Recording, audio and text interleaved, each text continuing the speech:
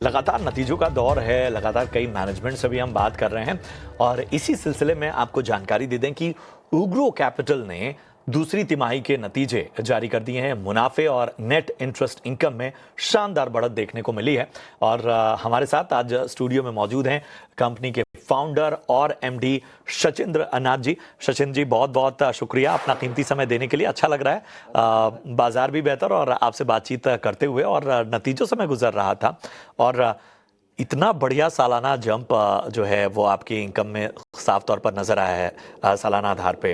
और जाहिर सी बात है कि ये जो 35% की ग्रोथ है ये अपने आप में एक तरह का कहीं ना कहीं फ्यूल का काम करती है और ज़्यादा बेहतर करने के लिए। तो हमें तो सबसे पहले ये बताइए कि क्या क्या वो ग्रोथ फैक्टर्स रहे जो इस तरह के नंबर्स में तब्दील हुए और कितना सस्टेनेबल देख रहे हैं आप आने वाले वक्त में।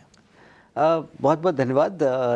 हम पिछले आप जैसा बहुत सारे लोग ट्रैक करते हैं, यूग्रो एमएसएमई लेंडिंग की काफ़ी बड़ी फाइनेंसिंग कंपनी है। हमारा उद्देश्य रहा है कि हम हिंदुस्तान के जो एमएसएमई हैं, स्पेशली जो 25 लाख से 15 करोड़ टर्नओवर के जो स्मॉल उद्योग व्यापारी हैं, उनका जो क्रेडिट की समस्या है उसको दूर कर सकें। इसको करने के लिए विगत 2 वर्षों में हमने करीब 250 से ज़्यादा ब्रांचेस खोली हैं, जिनमें अभी सिर्फ 31 ब्रांचेस हैं जो 1 करोड़ पर मंथ का डिसबर्समेंट करती हैं। 188 से ज़्यादा हमारी ब्रांचेस जो लास्ट 1 साल में आई हैं वो 50 लाख से नीचे का ग्रॉस डिसबर्समेंट पर मंथ करती हैं। तो ये लास्ट 6-8 महीने में जैसे जैसे ये ब्रांचेस खुली हैं और इनका जैसे जैसे विकास होता रहेगा तो आप ये इम्प्रूवमेंट देखते रहेंगे। हालांकि ये बहुत स्लो इम्प्रूवमेंट होता है क्योंकि ये छोटी ब्रांचेस छोटे शहरों में होती हैं और हमारे टिकट साइज़ में हमारे यील्ड पे बिज़नेस लाना एक थोड़ा मुश्किल काम होता है। बट हमारा ये मानना है कि आने वाले 18 महीने में हमारी ये सारी ब्रांचेस मंथली 1 करोड़ के आसपास पहुंचेंगी, तो हमारी ग्रोथ भी काफ़ी सुदृढ़ होगी। हमारे जिस बेस पे हम ग्रो करते रहे उससे अब हम स्लो ग्रो करेंगे क्योंकि हमारा फोकस है कि हम अपना रिटर्न ऑन एसेट और रिटर्न ऑन इक्विटी इंप्रूव करें, प्रॉफिटेबिलिटी को और ग्रेजुअली बढ़ाएं और जो रेट कट का भी बेनिफिट आ रहा है वो भी थोड़े दिनों में आना शुरू होगा। बट ये हमारी अभी 3-4 क्वार्टर की जर्नी है जिसको आप देखेंगे यहाँ से। चलिए, बहुत बेहतर। और आपने प्रॉफिटेबिलिटी की बात की तो मैं पैट के नंबर्स ही देख रहा था कि 22% ईयर ऑन ईयर बेसिस पे 43 करोड़ पे पहुंचे हैं, डिस्पाइट ये फैक्ट कि cost to income ratio increase हुआ है। तो इस प्रॉफिट ग्रोथ में कंट्रीब्यूटर्स को अगर हम जानना चाहें तो वो क्या हैं और ये ट्रेजेक्टरी अब आने वाले वक्त में आप किस तरह से देख रहे हैं?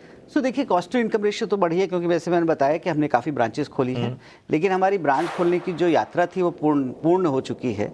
अब हम आज के दिन में करीब 325 से ज़्यादा physical location pan India business है। हम अकेली कंपनी शायद हैं जो डेडिकेटेड एमएसएमई फाइनेंसिंग करती है इसी स्केल पे। आने वाले विगत वर्षों में जो प्रॉफिट के कंट्रीब्यूटर हैं वो हमारा माइक्रो एमएसएमई बिजनेस, जिसको हम माइक्रो लैब बोलते हैं। तो ये ब्रांचेस अब जैसे जैसे ग्रेजुअली ब्रेक इवन पॉइंट पे आएंगी और परफॉर्म करेंगी। दूसरा, हमने लास्ट ईयर एक छोटा सा फिनटेक एक्वायर किया था जिसको बोलते हैं माई शुभ लाइफ, जो अब हिंदुस्तान का काफ़ी बड़ा एम्बेडेड फाइनेंसिंग का प्लेटफॉर्म बन गया है। तो बहुत सारे बड़े पेमेंट प्लेटफॉर्म, चाहे वो फ़ोनपे हो, भारत पे हो, फिनो हो, एयरटेल हो, उनके साथ हम एम्बेड करके बहुत छोटा टिकट साइज़ क्रेडिट करते हैं। तो ये दोनों वर्टिकल हमारे आने वाले कई वर्षों तक हमारे ग्रोथ को भी बढ़ाएंगे और हमारे प्रॉफिट को भी एक्सपैंड करेंगे।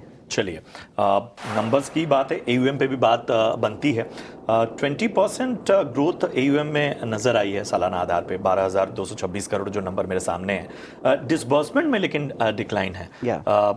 क्या अहम फैक्टर रहा है और मतलब जाहिर सी बात है कि थोड़ा क्रिटिकल होकर भी देखें तो किन किन सुधारों पर फोकस कर रहे हैं? नहीं, देखिए, ऐसा है कि अगर आप हमारा पोस्ट कोविड का ट्रैक रिकॉर्ड देखें तो हाँ, हर साल हम 3,000 करोड़ के आसपास का एसेट जोड़ते हैं अपने बिजनेस में।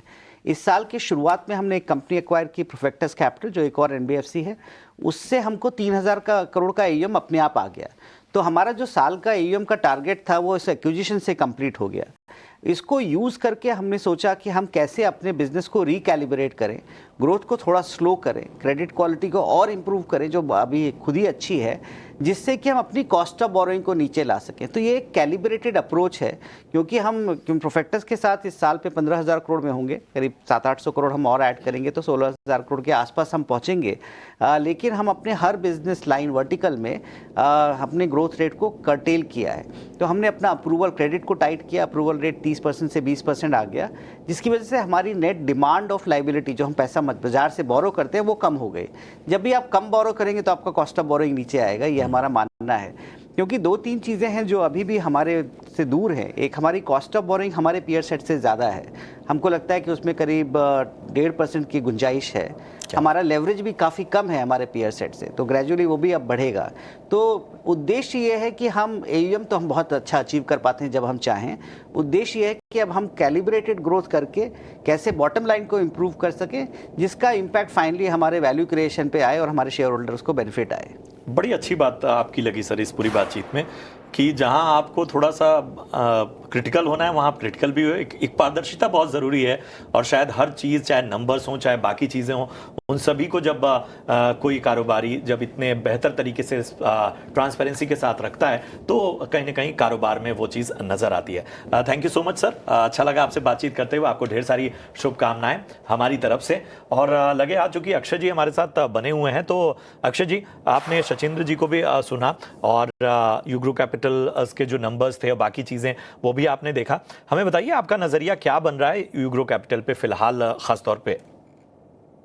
जी, तो अगर आप टेक्निकल चार्ट्स पे देखें तो मेरे हिसाब से 6-7 महीने हो चुके हैं कि स्टॉक एक रेंज के दायरे में सीमित है।